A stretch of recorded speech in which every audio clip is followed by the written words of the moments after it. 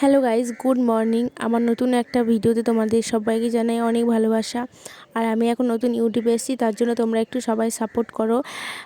আজকে হচ্ছে রান্নাবান্না সব আমি করব, তার জন্য দেখো সবজি কাটতে বসেছি। বাড়িতে মা না থাকার কারণে আমি সব রান্নাবান্না করব। দেখো পুঁই শাকের চচ্চড়ি আর হচ্ছে ডিমের ঝোল, তার জন্য সব সবজিগুলো আগে থেকে কেটে নিচ্ছি। একেবারে সবজিগুলো কেটে ধুয়ে তারপর এলাম হচ্ছে মশলা বাটতে।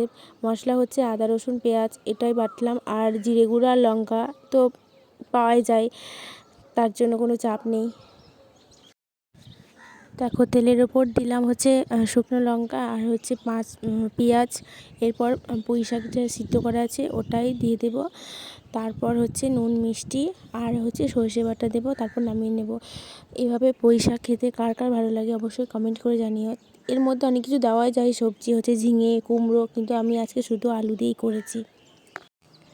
দেখো নামানোর পর ঠিক এরকম এসেছে, কার কার লোভ লাগছে অবশ্যই কমেন্ট করে জানিও। এবার ডিমের ঝোল করার জন্য দেখো প্রথমে কড়াইতে তেল দিয়ে পেঁয়াজ টমেটোটাকে ভালোভাবে কষিয়ে নিয়ে আগে থেকে সিদ্ধ করে রাখা আলুটাকে দিলাম।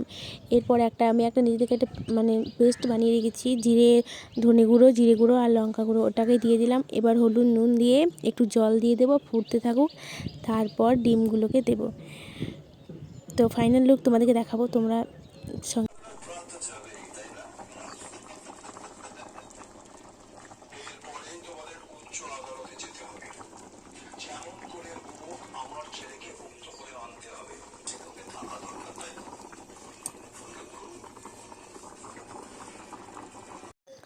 দেখো রান্না করার পর সমস্ত জায়গাগুলো মুছে নিচ্ছি ভালোভাবে, গ্যাস।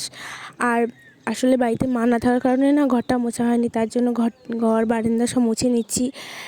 তো আমার এই ছোট্ট ভিডিও তোমাদের কেমন লাগলো অবশ্যই কমেন্ট করে জানিও। ভালো লাগলে লাইক কমেন্ট আর শেয়ার করে দিও।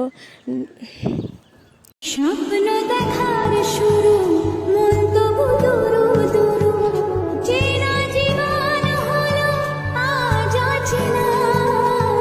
একসাথে পথ চলা একই সুরে